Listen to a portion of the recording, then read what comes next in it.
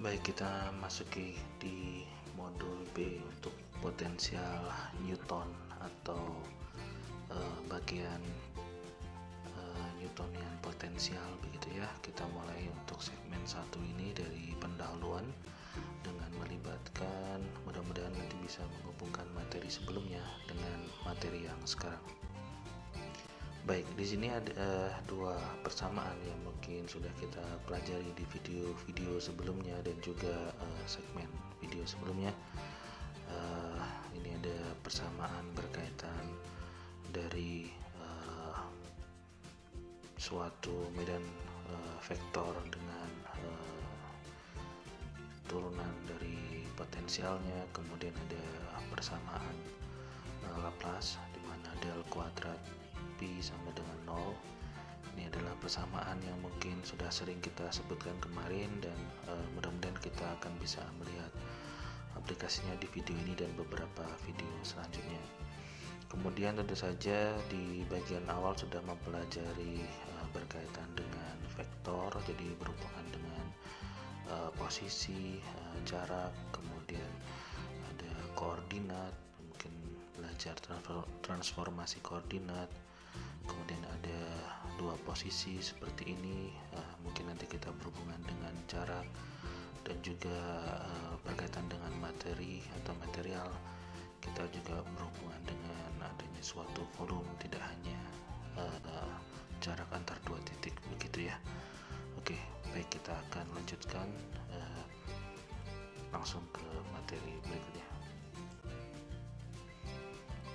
Dari materi ini textbooknya sebagaimana sebelumnya juga masih menggunakan Blakely tahun 96. Nah, kita akan membicarakan terkait dengan gravitasi dan potensial.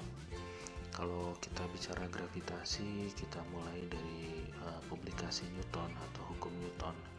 Jadi secara sejarahnya kita bisa melihat dari publikasi yang tercatat pada tahun 1687 ada publikasi Newton yaitu Philosophiae Naturalis Principia Mathematica.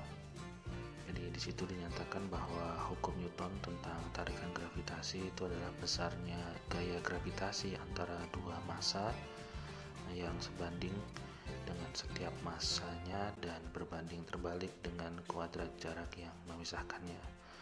Secara matematis ditunjukkan dengan bentuk persamaan seperti ini, di mana di sini kita punya F adalah gaya gravitasinya, sedangkan ini adalah gamma atau konstanta universal gravitasi. Kemudian ada M0 per R kuadrat. Kalau ilustrasinya mungkin seperti ini, kita punya M dan M0, M pada posisi Q sedangkan M0 pada posisi P. Kemudian jarak antara M dan M0 ini adalah R. Kemudian di sini kita bisa melihat untuk vektor satuan atau arah vektor R topi di sini ditunjukkan seperti ini. Untuk koordinat Q di sini ditunjukkan dengan X aksen, Y aksen, Z aksen, sedangkan P adalah X, Y, Z. Sehingga kalau kita ingin melihat besarnya jarak ini atau magnitudo jaraknya ini ditunjukkan dari persamaan ini, di mana R sama dengan akar, ini kan dalam kurung ini pangkat setengah akar dari ini adalah X minus X aksen dikuadratkan, X aksen ditambah Y minus Y aksen dari Y aksen dikuadratkan ditambah Z minus Z aksen dikuadratkan, kemudian ininya dijumlah kemudian diakar begitu ya, kita mendapatkan R. Oke, di sini kita coba baca beberapa catatan. Untuk massa M dan M0 mengalami gaya gravitasi yang sama, yaitu sebanding dengan M0 dan R pangkat minus 2 atau 1/R kuadrat. Kemudian menurut konvensi di sini yang digunakan vektor satuan untuk R topi adalah arah dari sumber gravitasi menuju titik observasi atau tes masa uji begitu ya, M0 begitu. Jadi ini dari sumbernya di titik Q menuju titik observasi. Ya, beberapa juga ada yang menggunakan sebaliknya. Jadi kemungkinan akan berbeda tanda ini sebagaimana terkait dengan konvensi yang sudah kita bahas di video sebelumnya. Baik, kita lanjut. Jika massa M0 sebagai suatu tes partikel, kemudian gravitasi atau tarikan gravitasi adalah hasil pembagian antara gaya gravitasi F dengan massa M0. Jadi persamaan yang sebelumnya dari hukum Newton, kita bisa mendapatkan gravitasi G, percepatan gravitasi di titik P sama dengan minus gamma M dibagi R kuadrat dikali R topi. Di sini R topi adalah vektor satuan sebagaimana yang sudah dipelajari dalam vektor. Kita bisa jabarkan dalam bentuk yang seperti ini.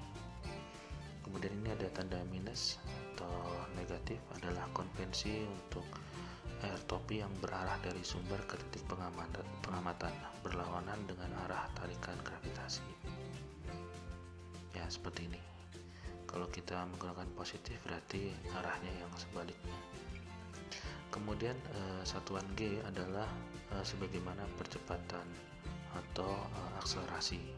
Biasanya kalau satuan SI nya adalah meter per sekon kuadrat.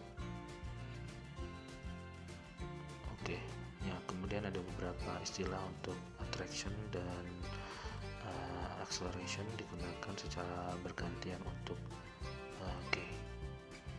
Jadi G ini bisa kita sebut sebagai percepatan gravitasi atau gaya tarikan gravitasi, begitu ya. Kemudian yang kita pelajari juga sebelumnya terkait dengan medan gravitasi. Di sini masuk ke dalam irotasional. Kalau kita pelajari berkaitan dengan vektor dulu, untuk medan irotasional ini kita punya nilai curl, jadi del cross G. Curl G nya ini adalah sama dengan 0. Jadi kita bisa jabarkan di sini kalau kita punya curl di mana del cross V di sini ya, ini kita bisa tunjukkan seperti ini. Maka kita bisa jabarkan untuk ini, di mana tentu saja pasti perluas untuk komponen X, Y, Z di bagian R. Nanti kita akan mendapatkan bentuk, dan nanti kita melihat turunan ini, misalkan ini do VZ per do Y, berarti ini diturunkan terhadap Y, kemudian dikurangkan do VY per do Z. Nah, itu berarti kita juga harus melakukan turunan parsial di suku ini, kemudian ini dan ini, dan nanti kalau kita dapatkan atau kita buktikan, ini akan menghasilkan 0. Jadi sifatnya untuk medan irotasional. Kemudian tarikan gravitasi adalah medan konservatif karena dia medan irotasional, sehingga dapat dinyatakan sebagai gradien dari suatu potensial skalar. Jadi kalau ini adalah medannya irotasional, berarti dia punya suatu potensial skalar. Jadi bisa didapatkan G itu dari gradien, sebagaimana persamaan yang kita tunjukkan di slide awal sebelumnya. Nah, jadi karena tadi sudah dinyatakan seperti ini, bahwa medannya adalah konservatif, dinyatakan sebagai gradien dari suatu potensial skalar. Ini berarti seperti ini, di mana G sama dengan del U. Nah, sedangkan U ini adalah potensial skalar. Jadi potensial gravitasinya. Di sini ditunjukkan G pada titik P, serta di sini adalah untuk del U di titik P. Sedangkan U sendiri ditunjukkan sebagai gamma dikali M dibagi R. Di sini adalah potensial gravitasinya.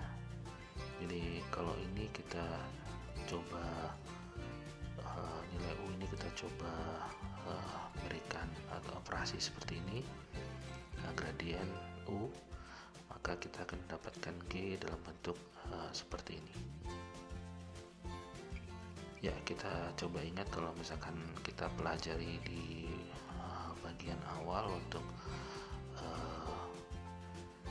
penggunaan del dari vektor r kuadrat itu akan menghasilkan 2 dikali vektor r. Kemudian di sini kalau misalkan del dari r pangkat minus 1 atau del dari 1 per r, begitu akan mendapatkan minus r vektor satuan per r kuadrat. Nah, jadi ini adalah bentuk dari ini, karena ini komponennya yang bergantung pada nilai x, y, z. Nah, ada kemungkinan di bagian komponen r, begitu ya. Jadi ini mendapatkan bentuk yang seperti ini. Kemudian tadi sudah disebutkan untuk fungsi dari fungsi U disebut sebagai gravitasional potensial atau Newtonian potensial atau potensial gravitasi. Di sini dinyatakan untuk potensial gravitasi adalah kerja yang dilakukan oleh medan pada suatu partikel uji. Ya. Beberapa textbook menggunakan potensial gravitasi sebagai kerja yang dilakukan oleh partikel uji. Jadi makanya tadi juga disebutkan bahwa di sini juga bisa G sama dengan minus del U. Kalau di sini kan positif, jadi tergantung dari konvensi yang digunakan sebelumnya. Berkaitan untuk satuan dan konstanta gravitasi, melanjutkan materi yang tadi, pada sistem internasional dinyatakan dalam meter per sekon kuadrat. Pada sistem CGS sering dinyatakan sebagai gal, di mana 1 gal itu sama dengan 1 cm per sekon kuadrat. Nah, pada literatur geofisika, tarikan gravitasi sangat umum dinyatakan dalam miligal, bahkan mungkin sampai mikrogal. Ya, perkembangan selanjutnya mungkin ya akan menuju ke nanogal. Mudah-mudahan kita bisa melihat perkembangan tersebut dan menikmati beberapa hasil yang menarik dari situ. Kemudian untuk konstanta gravitasi Newton atau gamma pada SI kurang lebih kalau secara mudah yang paling sering kita ingat adalah bentuk angka seperti ini, yaitu 6,67 kali 10 pangkat minus 11 dalam satuan m pangkat 3 dibagi kilogram sekon kuadrat. Ya, ini dalam satuan SI. Baik, demikian untuk pendahuluan.